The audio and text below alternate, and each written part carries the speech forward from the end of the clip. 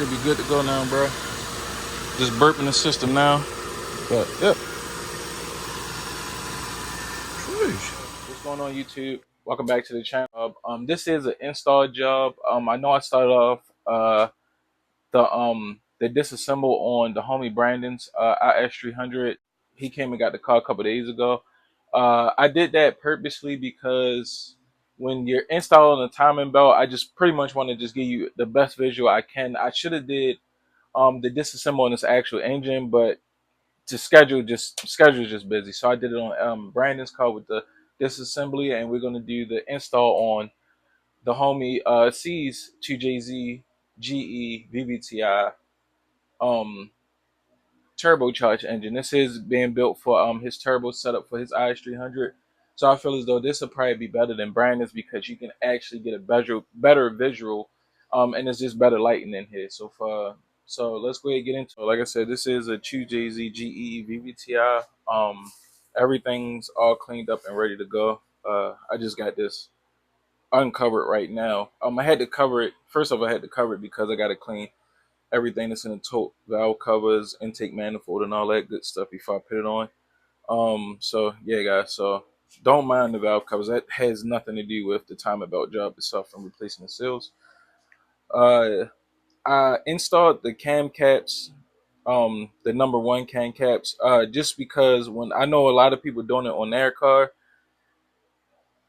most likely you won't be taking these off. You can take these off. However, if you do take it off, you had to remove the valve cover. Doing the valve cover gasket job itself, like I did on Brandon's, I took it off and just took these off, set the seals, and it's easier that way. If you're changing your valve cover gaskets, which 9 times out of 10 you are, if you're going to do this, I would recommend that. So we got a brand new 2JZ GE vvti oil pump. You can tell the difference between the vvti oil pump because the non-vvti, most non-vvtis do not have the crankshaft sensor, the hole right here for the crankshaft sensor. I have seen 2JZ GE SC300s have a crankshaft sensor in it and a distributor. I'm not even going to go into that because that was my first time ever seeing that. I think that was like a 96 SC300. This is a brand new 2JZ GE vvti water pump, or GS and IS300 water pump. This water pump, the impeller on this, well, the pulley on this is smaller than the SC300. So you got to make sure if you have an SC300, you get the correct water pump. I usually buy the complete water pump assembly, the whole thing. You can buy the front half, it's cheaper, but to be honest with you, it's better just to grab the entire water pump already together and you just slap that joint on with the O-ring behind it. Like I said, this is brand new. I put this on a couple days ago to a week. Yeah, everything's freshened up. So let's go ahead and get into the timing belt job. I did, however, install the crankshaft gear, the crankshaft front main seal, crankshaft seal, or the front main seal on this. If you look and see how flush that is, that's how flush you want it to from the seal. Like you can do this with your finger from the seal to the actual oil pump. That's perfect right there. You don't want it too far in because oil actually comes behind this seal. So that's actually perfect. Go ahead and install these camshaft seals and we can go ahead and get this done.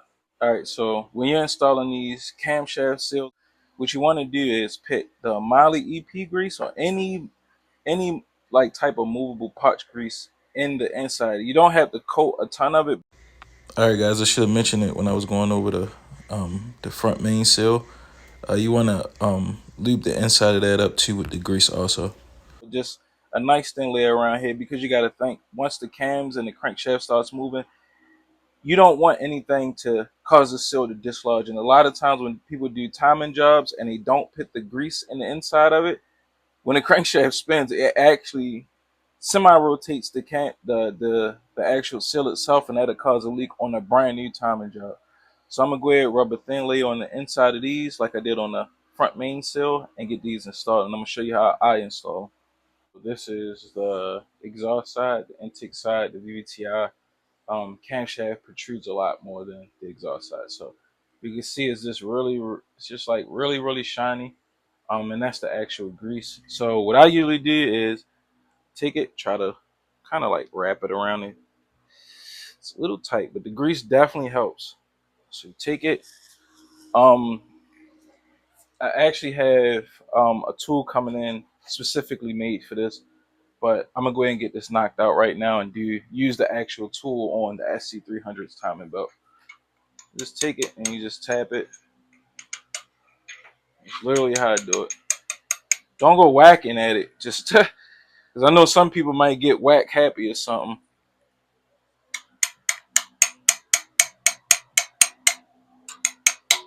And you hear that for me, that's a clear sign that this is sitting as flush as it can get.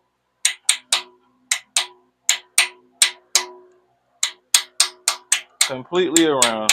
Don't worry, this is not damaging anything. I'm not hitting it hard enough to actually damage anything. So I'm gonna give you guys a look, see close up.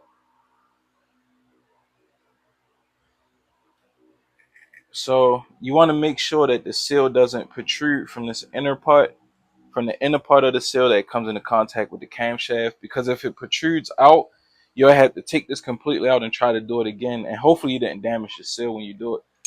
But I mean, it's completely flush. That should be good to go right there. We're gonna do the intake side now. All right, so just take it around same way. This is a lot more easier. Ah, just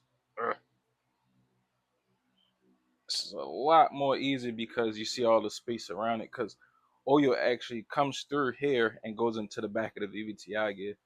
I honestly don't think I need the gear oil on this one, but it's just a habit I have. On the non VVTI, you need it because both camshafts are exactly the same. On the VVTI, as you see, the camshafts are actually different. But it's just a force of habit, bro. I apologize for that. And I did this on Brandon's car too. And when I did it, I was like, dang, I didn't even need the gear oil on there.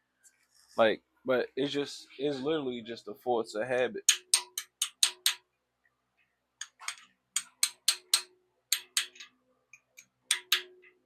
But it's the same principle with getting this thing to set in. Same exact principle. Make sure it's flush, bro. That's it.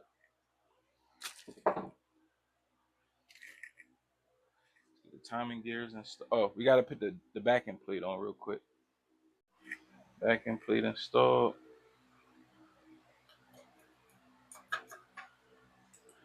4 bolts on here.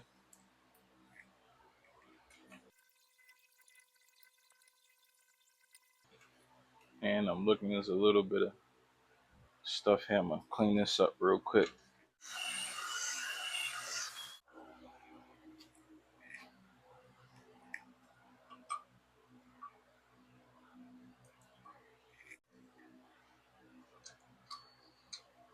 And with this, you just want to put this on like hand tight because you don't want to risk of tighten it completely and this camshaft spin on you. So the idea, I just snug them.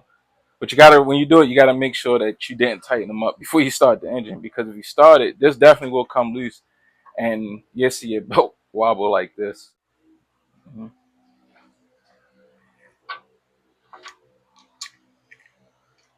So with this, you just spin it until you hear it and feel it click in, and that was the click. Let's see,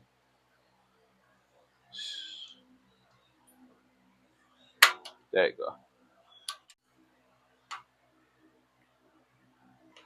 Oh yeah, you see it's all lined up. So the thing with this is, see, you see how that kind of tricked me myself, and I've been doing this for so long.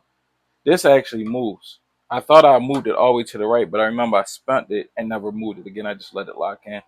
So what I usually do is I make sure that this is completely to the right, and then I look at the gear, guys. So give you guys a look. See, the top is lined up. Like I said, I use the dots.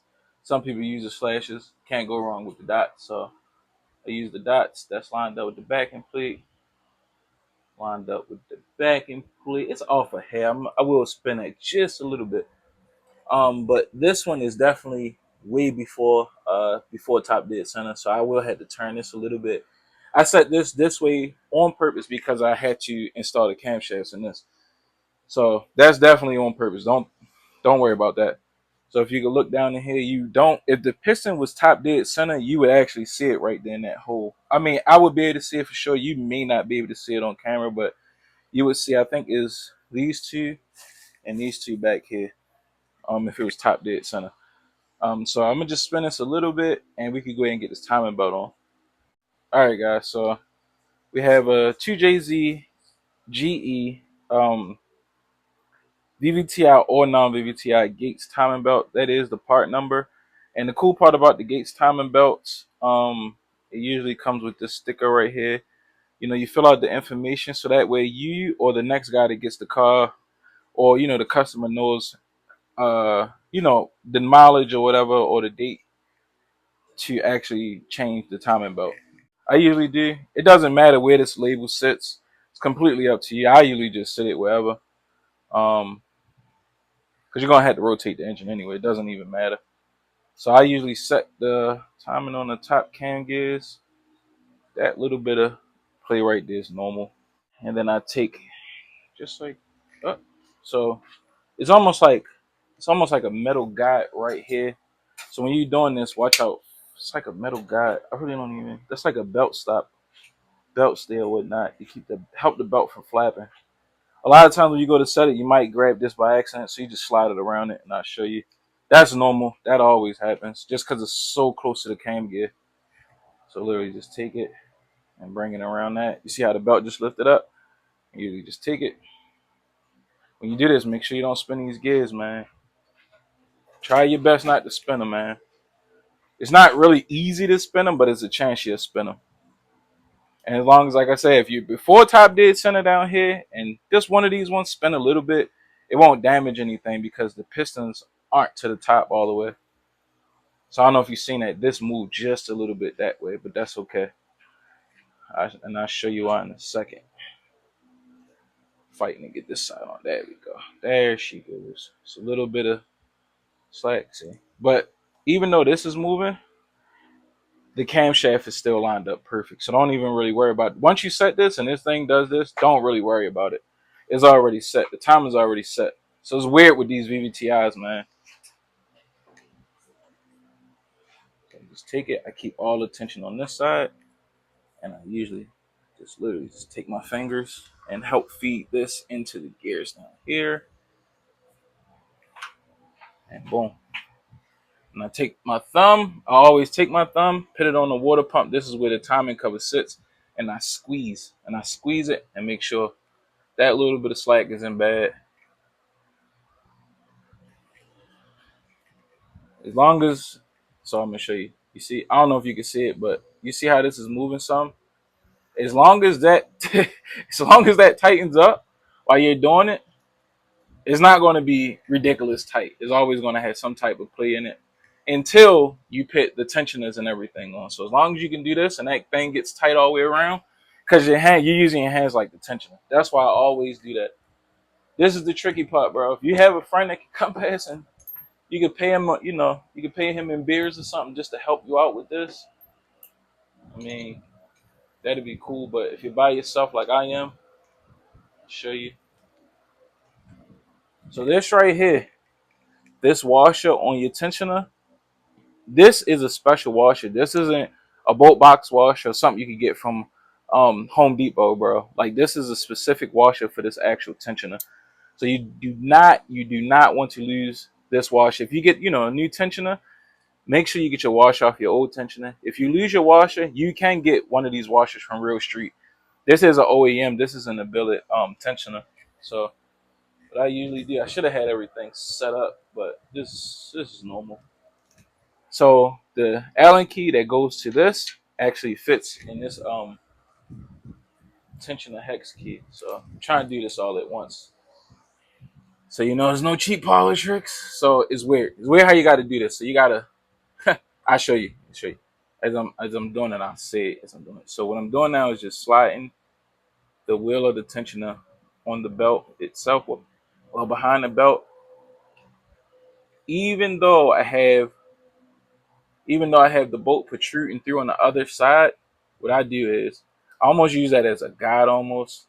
And while you're doing this, keep an eye on your belt and your gears if you can. If you can multitask and do it, bro. Because if something happens, you can catch it before you set your timer. Boom. I don't know if you heard that little clank, but And then I do is slide that in. You see how everything just shifted. That's why I say keep an eye on your timing belt, and if you have a friend to help you, that'd be cool. But in my case, I don't. All right. All right. Another tip. This is supposed. I'm gonna pay attention down here.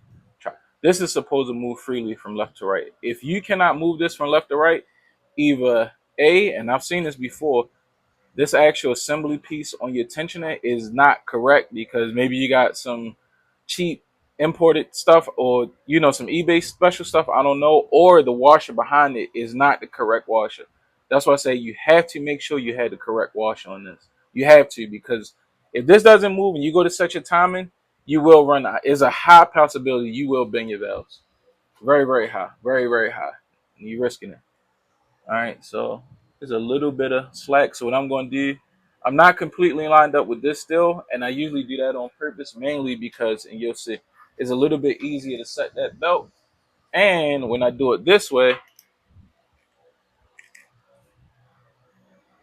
boom, and I know you seen that just now. I know you seen the magic. So if you didn't see it, go back, rewind it, see how tight that is now. This is lined up still. That's lined up. That dot's lined up. So while you're doing this with one hand, shucks. Come here, fat. Hold this. I got mine in here. See, got my baby girl helping me. Hold tension on it, okay? Don't move it, all right? You got it? Yeah. You got it? Yeah. You got to hold tension on it. Got it? Uh-huh. All right. 1 second. I got to find the bolts. Okay, it's okay. All right, another FYI.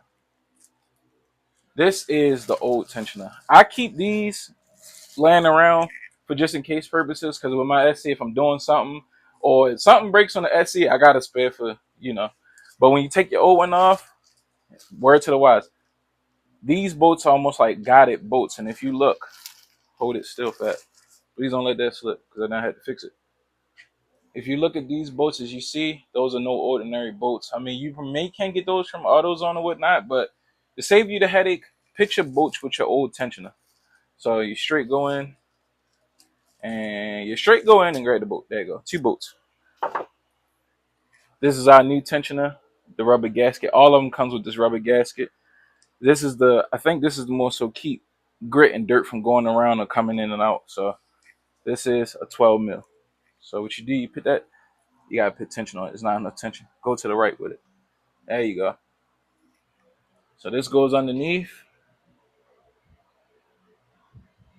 Boom. Call this a grenade pin. I'm trying to get these things to feed in. Word to the wise, make sure you feed these in by hand, because if you happen to strip this hole that is actually going to, this is actually connected to your oil pump.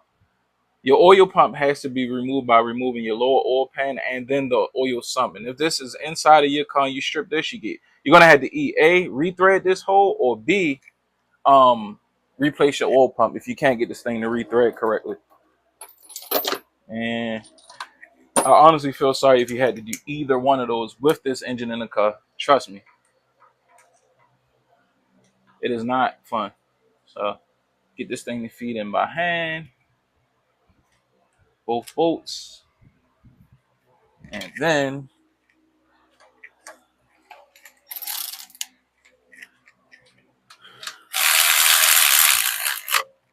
cool. All right, let me see, Maya, let it go. All right, let's see, guys. See what we're working with. All right. So before we pour the grenade pin, we want to double check, make sure the dot's lined up to the backing plate. Make sure this dot is lined up. Not this tooth, but this actual, not the tooth on the back plate, but the actual dot here on this tooth to that dot. And that's what you're lining up. You see it's slack on this side. You want slack on this side. Before you pull this pin, check your dots and make sure you have slack on this side, not this side. You see how stiff that is? And if you do that little trick, how I set this up, it was behind this tooth, behind this dot, just a little bit. The way is that when I put it on, I tighten it, and this whole side gets tight, including with this. So you want to pull a grenade pin, Fat? You want to pull a grenade pin? All right, go ahead, pull it. Just pull it. Don't be afraid. Pull it this way, straight this way. There you go. You see how that moved into place? Need more strength, or you got it?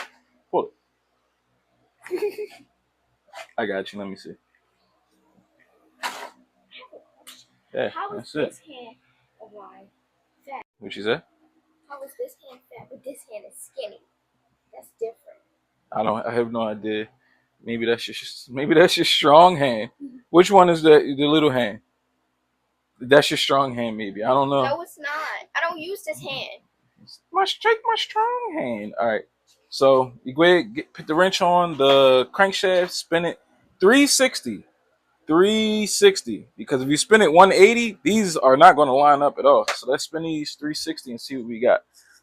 Quick 360. Quick 360. If this binds up while you're spinning it, stop. Stop what you're doing. Just completely stop because something is not right. So let's do a 360, y'all. It's a little stiff just now because the motor just been sitting. But a bind up is just like that. Like it's hard to spin it.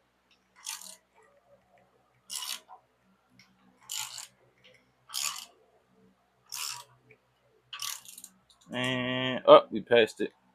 Yep, we passed it a little bit. So let's go back. Just a little bit. You can do this. It's not going to hurt anything. As long as you got the tension on the belt. So let's line it back up again. That's good. That's amazing.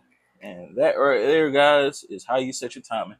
We're not done yet. I'm going to show you one more quick piece that I told you guys outside on Brandon's car. You need this belt stay, bro. You need this. I call it like the belt stay or stopper. And you need this. Oh, and the Woodrow key, too. And the Woodrow key, too, Mike. And the Woodrow key, too. So this is the Woodrow key. I'm not about to put it on right now, but you gotta clean this off, make sure there's no grease. This sits. I usually put a little bit of gasket seal on here and tap that down into here.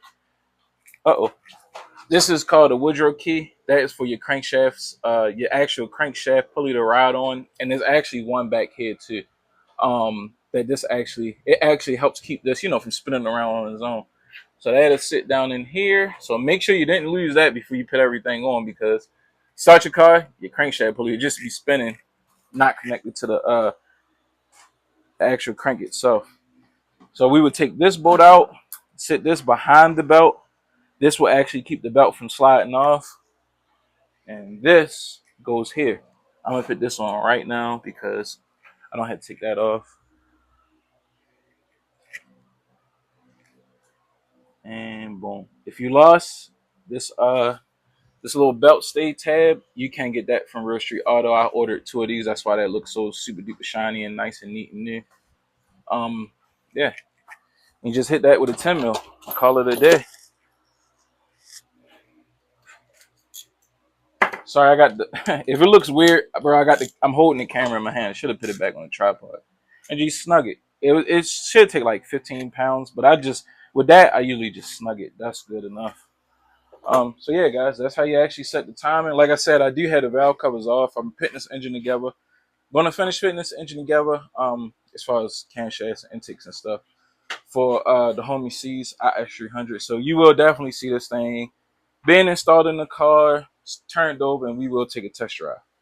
But yeah, guys, that's how you actually set a TJZ GE vvti. If you need to see how to disassemble it, I will put a link in the comments. So that way, both videos are linked. But this should be up after that video, so it should be like right beside each other. But I still put the link in the bio. Yeah, guys. So, and I always try to use Gates timing or ASIN timing belt parts. I'm talking you guys' heads off, but oh yeah, this piece goes on here too. I forgot. Well, I didn't forget, but I couldn't put it on at the time. So slide that in. I'm gonna go ahead and put some tension on that, and we should be good to go.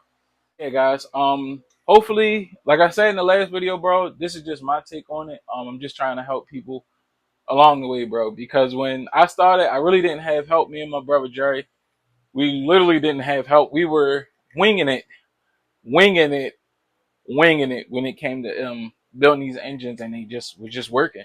And since then, what, 6 7 years or so, because I did have an SC400 I supercharged before the SC300, but since then, since day one with force induction, I just been trying to just perfect the craft. That's it, bro. Trying to perfect the craft, and as I go along and I learn stuff, I try to put that out in the universe and put that out for you guys, and the new guys or the older guys to actually see the work actually being done, to actually have that real confirmation that it actually works.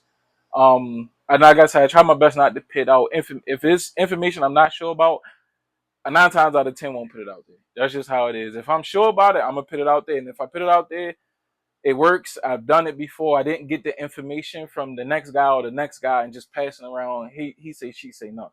If I put out information 10 times out of 10, high, very very high possibility I did it myself. Because if I didn't do it myself, I wouldn't put it out there. That's it. But yeah, guys. Thanks everybody for the love. Thanks everybody for subscribing to the channel. We got a car show coming up in, I think the fall car show is in like another 2 weeks from now. I'm actually trying to get the SC300 cleaned up because as I was daily driving it, bro, the car was just trashed. It was just filthy. I'm doing a lot of upgrades on it and clean everything up. So if you're in the PA area, bro, come through. We will have the Built Alliance vendor booth out there. Me and the homies will be out there. Come out, come see the builds, bro.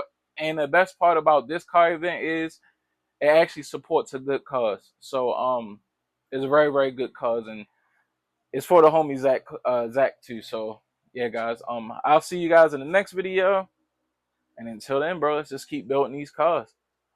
Yeah, bro, I forgot to tell you guys, we got a new build coming in.